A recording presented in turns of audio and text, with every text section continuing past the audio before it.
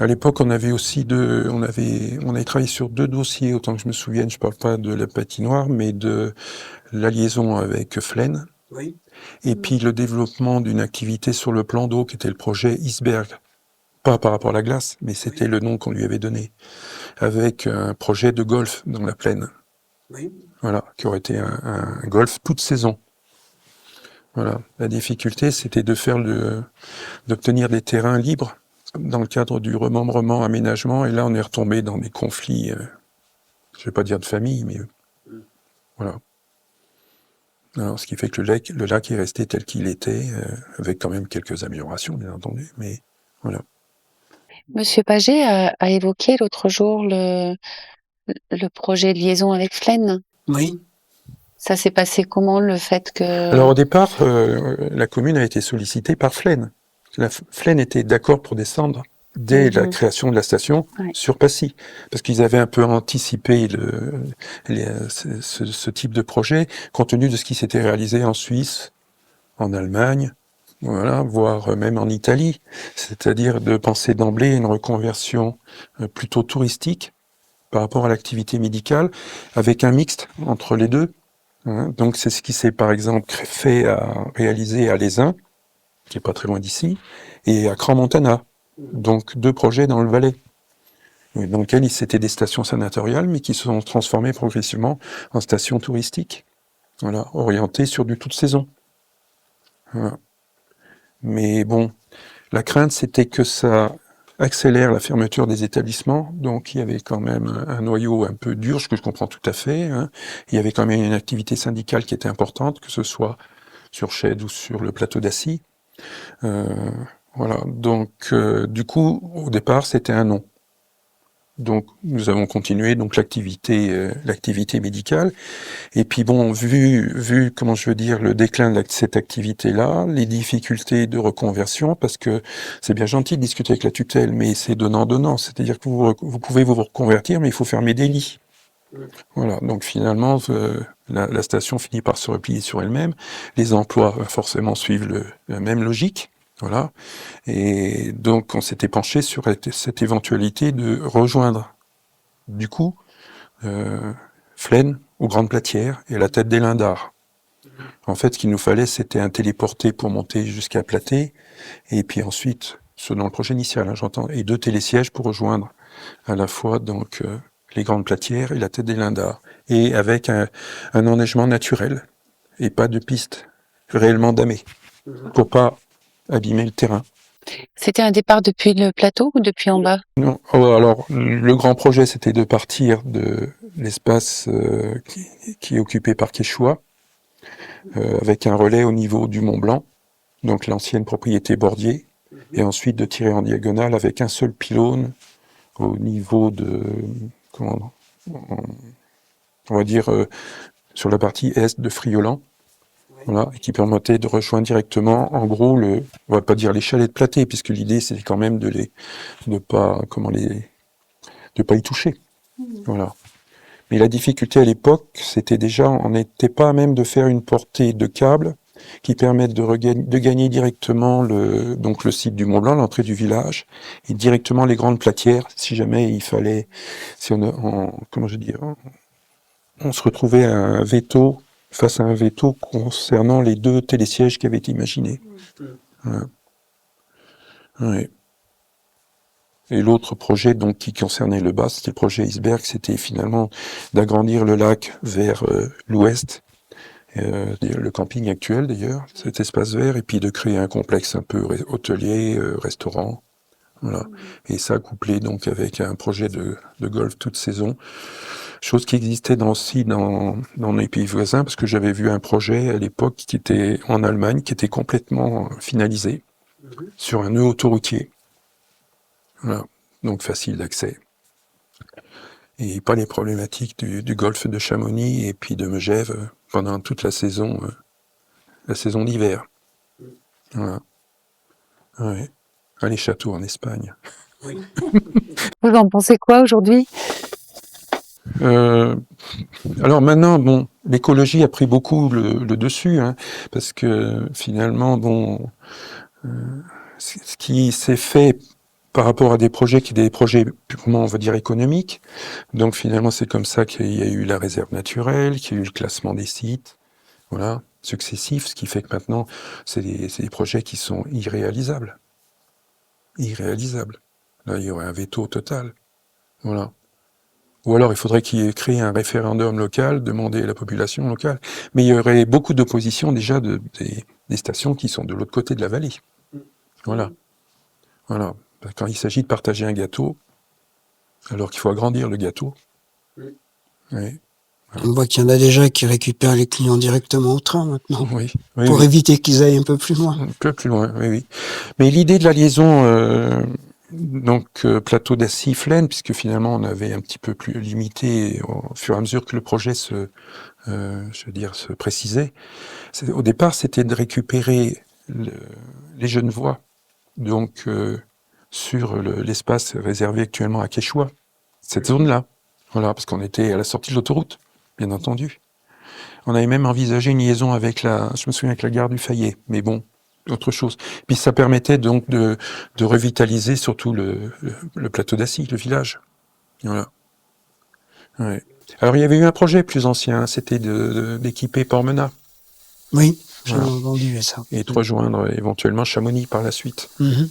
Qui a été porté par quelle municipalité? Alors à l'époque c'était, je me souviens que mon père nous en avait parlé, donc on doit remonter, ça doit être relativement ancien puisque pourquoi ça s'est pas réalisé? Parce qu'il n'y avait pas de piste de retour de Pormena sur les ailleurs. Oui. Donc il fallait un ascenseur. Et à l'époque, c'était pas dans les têtes de créer des ascenseurs, alors que maintenant, il y en a partout. Oui. Voilà. Hein, du fait de l'enneigement qui est moins bon en bas, donc il faut pouvoir accéder quel que soit l'enneigement.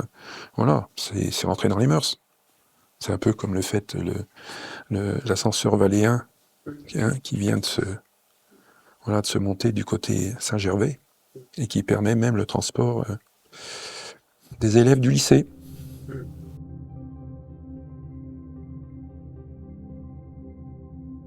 La patinoire qu'il y avait au plateau, elle est arrivée quand? Alors la patinoire, elle a dû arriver en 63, quelque chose comme ça, 72-63. Alors au tout début, derrière les fameux Chalets de la Côte, qui était donc le bâtiment réservé au personnel de Saint-Selmos, qui était un ancien terrain de basket et un terrain de boule où on pratiquait la boule lyonnaise, d'où une aire de jeu relativement importante entre les deux activités. Il y avait également un club d'haltérophilie qui était là. Voilà. Ce qui a permis du fait de sa localisation, d'être un petit peu, à l'abri du soleil, et puis avec des hivers qui étaient plus froids que maintenant, de créer une première patinoire naturelle, petite, mais qui nous permettait effectivement de pratiquer ou du moins de s'initier au patin à glace. En sachant qu'il y avait déjà la possibilité, ou la grille à pleine joue, d'aller en faire du patin à glace. Voilà.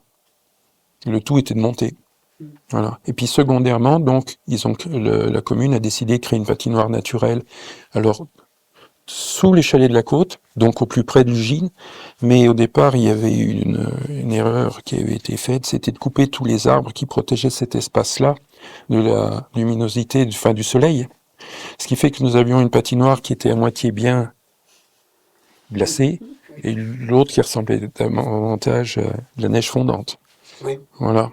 Donc l'activité n'a pas pu perdurer. Il aurait fallu faire une patinoire semi-artificielle, comme il s'en était créé à Samoin et au Grand Bornand.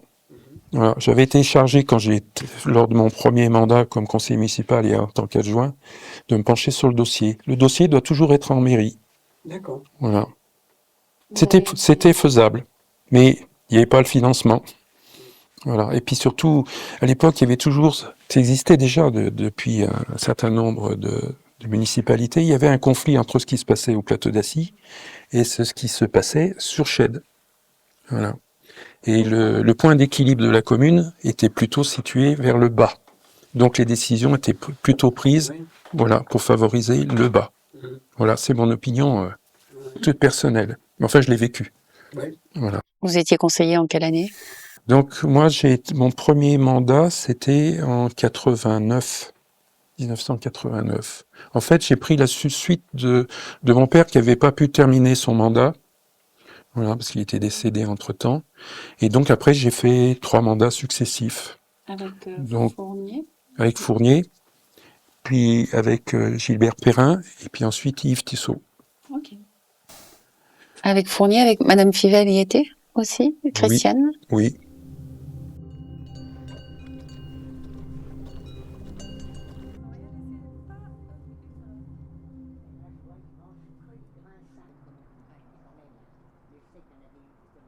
Et quand vous étiez élu à la mairie, vous avez quelques souvenirs particuliers de... Qu'est-ce que j'ai comme souvenir? Je faisais partie de la commission agricole, il n'y avait pas grand-chose à faire à la commission agricole.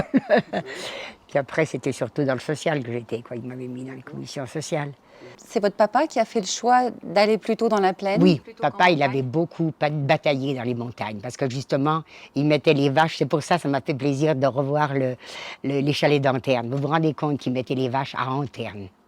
Alors, quand ils arrivaient, c'était tellement loin. Et puis là, à partir du chalet maintenant, là, ils étaient obligés, ils avaient des mulets, de mettre le bas, vous voyez. Et combien de fois il était passé avec la neige au col et tout. Il avait beaucoup, beaucoup bataillé.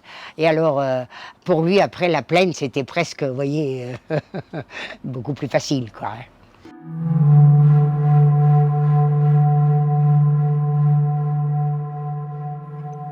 J'en ai jamais vu des bouchers. Et donc, il faisait monter aussi. On est à Moued, là. Je crois que c'est un bâtiment qui est familial. Vous avez passé votre enfance ici, je crois. Eh bien, ma jeunesse. On montait les vaches. La première fois, j'avais 8 ans et demi, 9 ans. Depuis les aïères. Parce qu'on commençait par mettre les vaches aux aïères pendant 1 mois. Et après, au début juillet, dès que la neige était partie, on montait à Moued et à Villy. D'accord. Voilà. Déjà, on allait chercher, mon papa allait chercher le fruitier et les bergers aux Contamines, parce qu'il venait de Valtournenche. Il y avait le fruitier, le chef berger et un berger. Et ensuite, c'était les jeunes, 1 ou 2, qui s'embauchaient pour donner la main, pour nettoyer les écuries. Parce que là, on rentrait les vaches, on ne restait pas dehors le soir. Et ça durait combien de temps, cette période-là? Jusqu'à ce qu'on les redescendait et qu'on voyait que le temps changeait, mois d'août, début août. Je pense que des fois c'était un peu plus tard, des fois un peu plus, c'était d'après le temps, hein, parce que la neige, elle venait vite ici. Il y a des cols qui sautent, alors c'est pour ça qu'on avait beaucoup de neige. Et comment vous viviez ça, vous, à votre âge? Tout simple. Ça vous plaisait? À la ferme, on était, que ça plaise ou que ça plaise pas, les parents nous faisaient travailler dès nos plus jeunes âges, planter les pommes de terre, les foins et tout ça. Et puis ensuite, c'est sûr que quand on nous disait on monte aux aïères ou on monte à Moued, on était très heureux, on nous aurait privés de cette promenade, ça nous aurait... Parce que c'est la seule promenade qu'on pouvait faire, où on se rencontrait et tous les jeunes du coin, quoi. Mais aux aïères, ça durait à peu près 1 mois, un mois et demi. Là, c'était souvent des gens du coin, parce qu'ils faisaient un peu de fromage. Mais à Moued, on faisait beaucoup de fromage et tout. Et le 15 août, c'était le rassemblement des gens, des bergers et, et puis du col d'Anterne. On se retrouvait ici. On disait c'était la mi-août. Alors là, on partageait le beurre, le fromage, d'après les litres de lait. C'était les kilos de beurre, les kilos de fromage et les kilos de... Mais c'était là où on se retrouvait, c'était notre sortie. Voilà. Et qui c'est qui montait sur l'alpage de Moued? Il y avait 28 chalets, vous nous avez dit. Ouais, moi, j'ai jamais vu ça. Hein. Ça doit être marqué sur le livre. Moi, j'ai jamais vu 28 chalets. C'est toujours comme c'est. La petite cabane des cochons, elle était tombée. J'ai d'ailleurs été très heureuse parce que c'est des jeunes de Passy qui l'ont refaite comme elle était et ils vont à la chasse, ça leur fait un pied-à-terre. Voilà. Alors la petite cabane des cochons, elle existe, c'est bien. Et vous montiez avec combien de vaches? Il y avait combien de vaches à Moued, en fait? Il y en avait plus de 100, mais à Villers, il y en avait beaucoup plus. Hein. Il n'y a pas plus de chalets, mais il y avait plus de propriétaires. Pourtant, déjà ici, il y en avait hein, des propriétaires. Mais il y avait des gens qui avaient 2 vaches, 4 vaches. Moi, mes parents, ils ont toujours eu un peu plus que 10 vaches. Hein. Oh oui. Et puis après, mon frère, il est monté. Quand il est parti, il en avait bien une trentaine. Il n'avait pas que des vaches à lait, hein. Il y avait des génissons. Beaucoup, il faisait l'élevage. Voilà. Et qui c'est qui montait chez vous sur l'alpage? Vos parents étaient là pendant l'été? Zaïre, elle montait, hein, elle nous emmenait et tout, et elle gardait les vaches.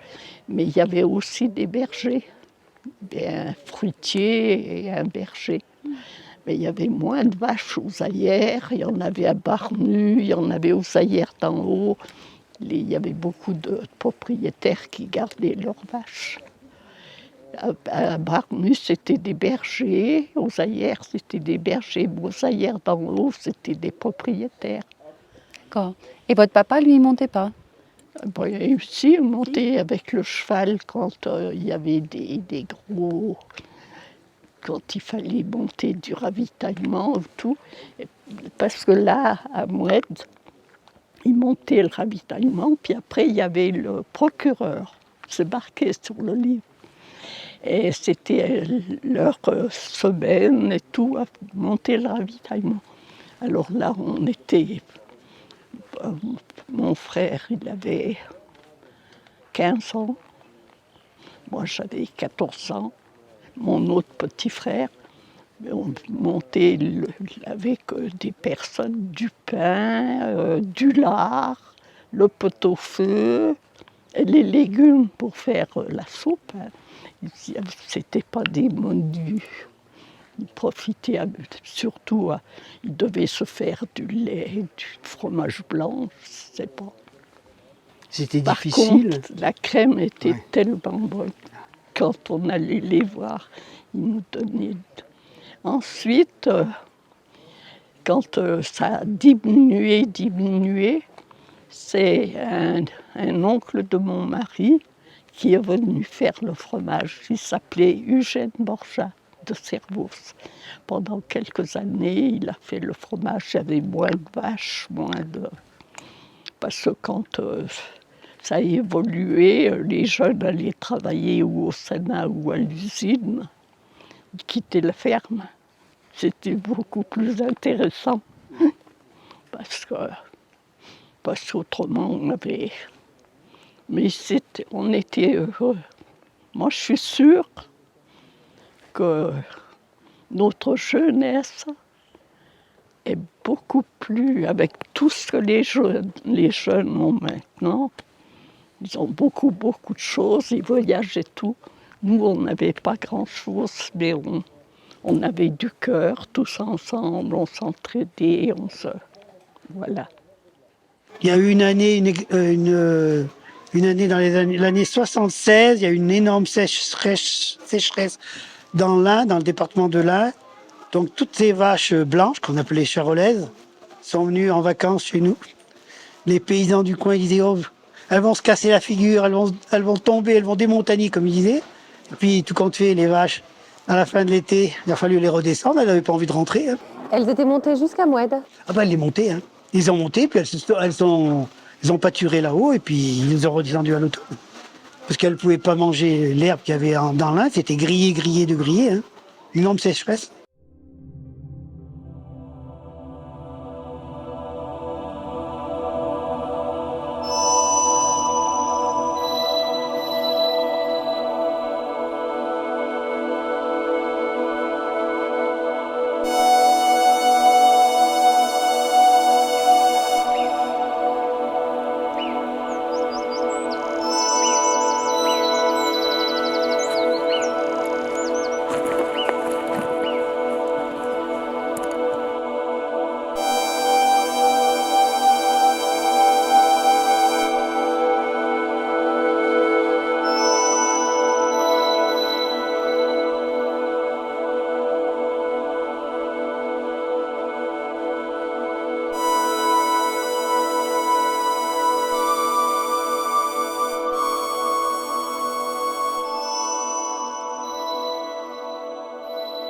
Et comme je faisais à l'époque de l'alpinisme de haut niveau, j'ai dit je vais faire guide.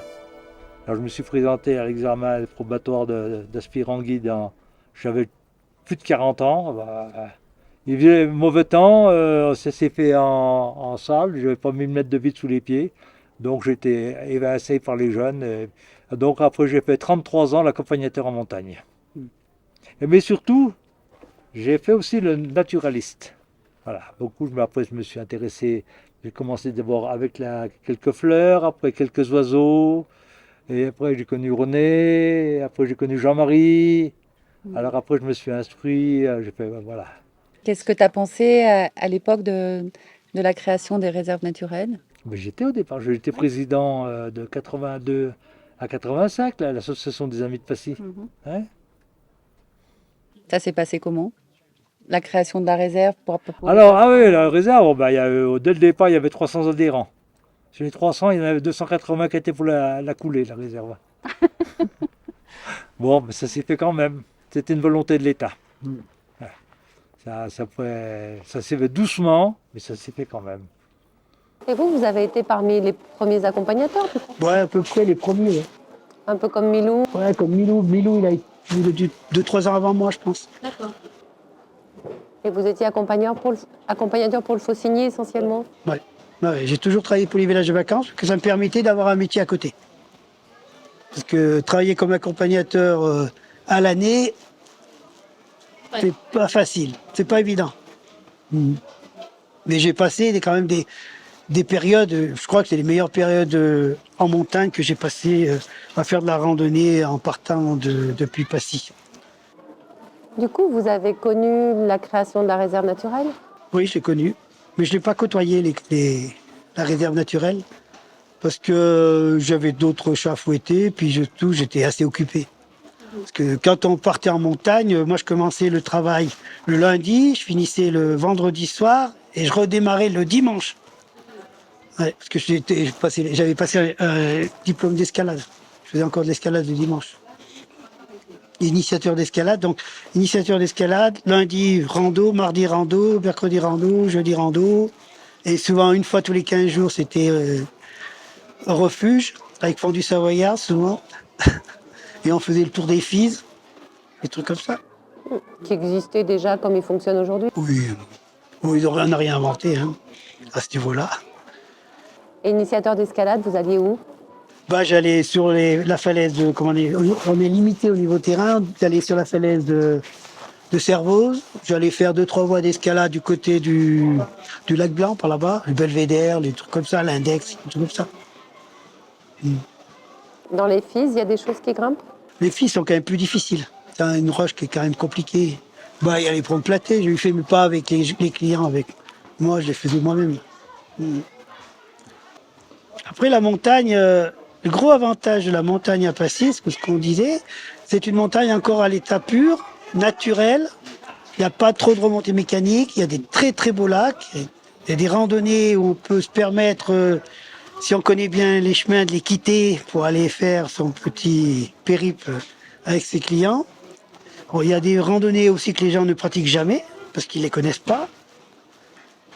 Ouais, bah, le passage de la Rotelière, par exemple. Ouais, ça grimpe, il faut prendre la corde et le casque, mais c'est bon. L'aiguille d'Anterne. Il y a très peu de gens qui vont à l'aiguille d'Anterne. Ça fait une bonne marche, mais c'est... Ouais. Il y a le Buet, qui était une très très belle randonnée. On peut se permettre de la faire en 2 jours, partant depuis Plainjou et rentrer par le train de Chamonix. L'aiguille d'Anterne, vous la faites depuis Salles? Non, des fois je la faisais plus là. Donc c'est de l'escalade là? Non, pas tellement. Bah, je prenais toujours une corde. Hein. Ça dépend, il faut chercher sa voie. Il faut quand même des gens avertis, comme on dit. Après, vous avez plus Salles, on peut faire la Tête à l'Âne, qui est le point culminant de la chaîne des Fises, qui est à 2800 mètres d'altitude. C'est un sommet qui n'est pas tellement esthétique, mais qui est quand même le plus haut de la chaîne des Fises. Ça, c'est vaut le coup, là. En partant de Salles. Alors déjà, Plainjou, pour moi, c'est un endroit de nature. Moi, cette région, je l'ai découverte il y a une trentaine d'années. Et globalement, je suis venu ici et j'ai tout de suite accroché avec le lieu parce que c'est sauvage. Par rapport aux autres endroits où j'ai pu aller, je trouve que ça reste sauvage, c'est vraiment la nature, quoi. Alors, évidemment, quand on part dans la chaîne des Fises, etc., là, on est dans une aire de jeu, on va dire, qui est assez... on se croirait en haute montagne, quoi. Alors qu'en fait, on est en moyenne montagne. Et ça, j'aime bien. Je trouve qu'il y a vraiment un truc sauvage ici.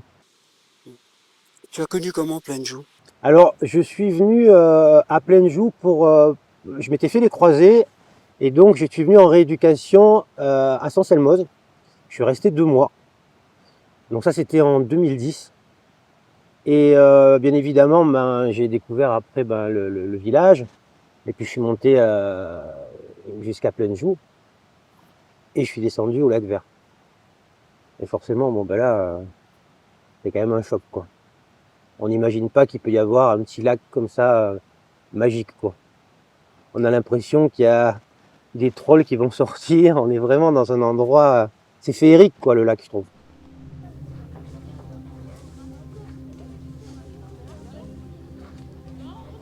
Et là, tout à l'heure, vous parliez de la route qui allait au lac Vert. Elle était utilisée comment entre Plainjou, ici? Enfin, c'était une route uniquement touristique ou... Non, elle était intéressante parce qu'il y avait beaucoup d'autocaristes qui montaient par cette route. Contrairement à ce qu'on pense, il y en a qui passaient. Hein. Ouais, moi, je montais avec le minibus. Et il y avait aussi des... Bon, il y en a surtout qui descendaient, qui arrivaient par Plainjou, qui redescendaient au lac Vert. Le restaurant du lac Vert marchait beaucoup avec des retraités. C'était le lac Vert, repas au restaurant du lac Vert, les visites de l'église du plateau. Là, c'était un En tout. revenant par ce qui est aujourd'hui la passerelle, quoi. Voilà. Là, il passait. Hein. Mais bon, tranquillement, puis il n'y avait pas la circulation qu'il y a maintenant. Il n'y avait pas. Parce que maintenant, il n'y a plus de circulation.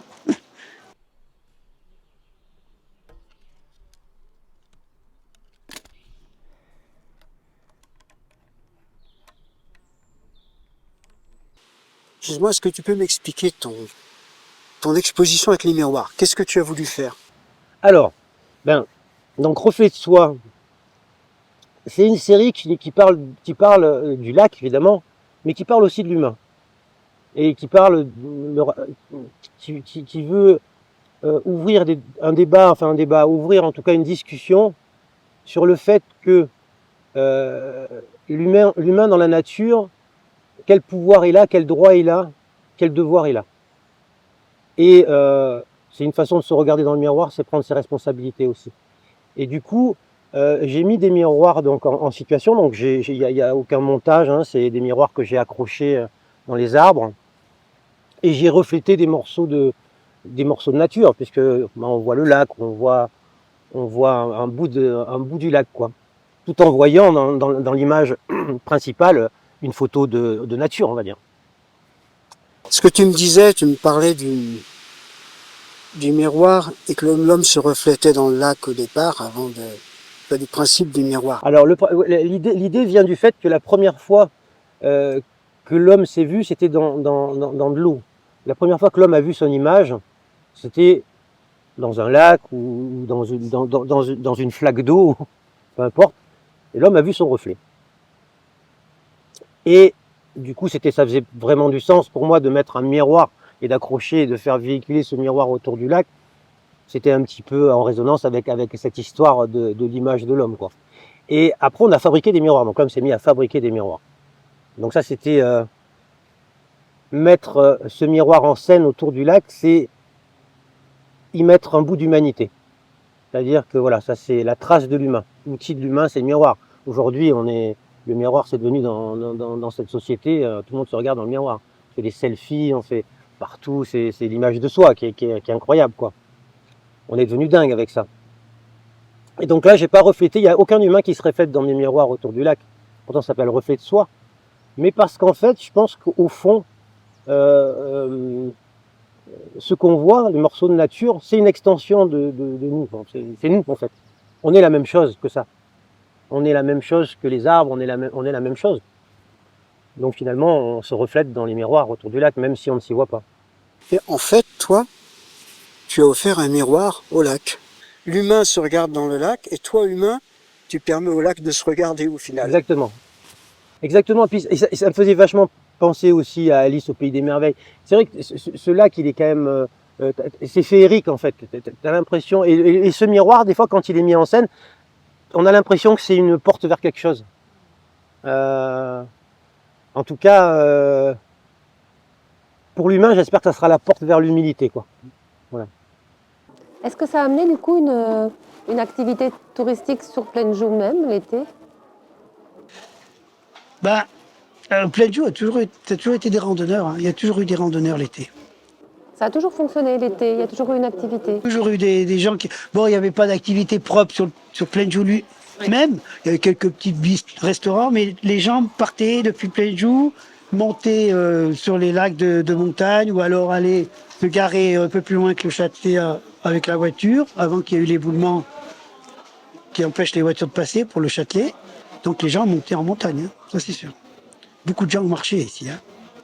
D'une manière générale, comment tu vois l'intégration et le rôle de l'art dans la montagne, dans Plaine-Joux, dans les alpages, parce que l'expo de 73 par exemple, tu vois. Moi, j'ai toujours rêvé d'exposer dans la nature. Et ça fait longtemps, vraiment. J'ai déjà pensé plein de fois.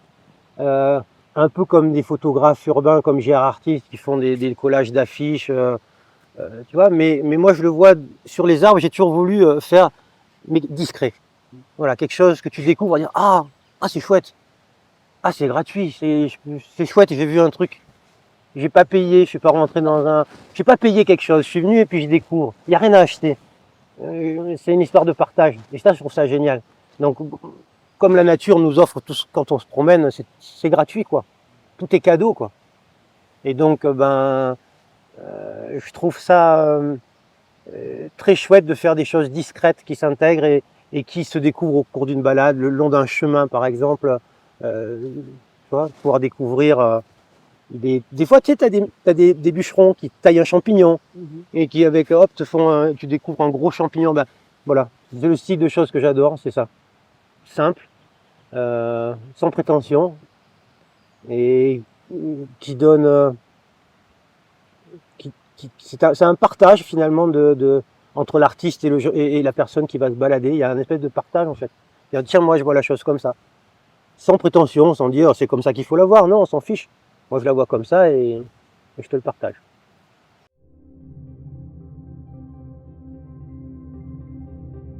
Il y avait encore de la neige jusqu'à là, hein, quand même. Aujourd'hui, la neige se retire, mais l'œuvre demeure. Jean-Pierre Lemel, quand il me commentait la sculpture d'Artigas qu'il y a à Plaine-Joux, c'était dans l'hiver ou en avril, Il expliquait que sur les deux rochers, les deux bulles en dessous, servaient à mesurer pour lui la neige, pour Artigas. Et il a cette phrase, il dit « La neige est plus là, mais la sculpture est toujours là ». Et je trouve que cette phrase, elle annonce le futur de ce que pourrait être Plaine-Joux. Qu'est-ce que tu en penses? Bon, ici on est dans une région où les collectivités, les entreprises vivent du tourisme, globalement, en accent. Tout le monde est inquiet à ce propos-là. Combien de temps on va pouvoir faire skier les gens dans nos vallées? Combien de temps, suivant les altitudes? J'ai cru entendre que jusqu'à 2050, on pourrait skier à Plaine-Joux. Donc c'est une bonne nouvelle. Maintenant, ça va très vite en fait. Et puis, il n'y a rien de sûr. Voilà, c'est des études qui sont faites. Et ce que je pense, c'est que les stations se diversifient pour essayer de capter cette manne touristique. Hein. Ils essayent de faire venir de plus en plus de gens. C'est pas forcément super d'ailleurs. Hein. Moi, je suis pas pour le tourisme de masse. Hein. Donc bon, déjà. Même si ça fait faire du business, quoi. À un moment donné, il faut quand même faire la part des choses, quoi. Hein. Il y a un équilibre à trouver entre faire vivre les gens d'ici et ne pas arriver au surtourisme. Ouais, voilà, il y a un équilibre, exactement. Il y a vraiment un équilibre à trouver entre l'économie locale qui doit continuer à tourner, les emplois, préserver les emplois, mais ne pas surcharger il faudrait que ça soit croulé sous les gens et le tourisme de masse, quoi. Et moi, je trouve ça, je trouve pas ça très judicieux. Donc alors on propose du VTT, on propose ici, on propose. Tout le monde fait la même chose en fait. Hein. Le VTT, le parapente, le ski, enfin voilà, on est tout le monde est, voilà, ça tourne autour de ça. Alors l'art, c'est vrai que ça vient amener finalement celui qui amène de l'art, hein, il se démarque du coup.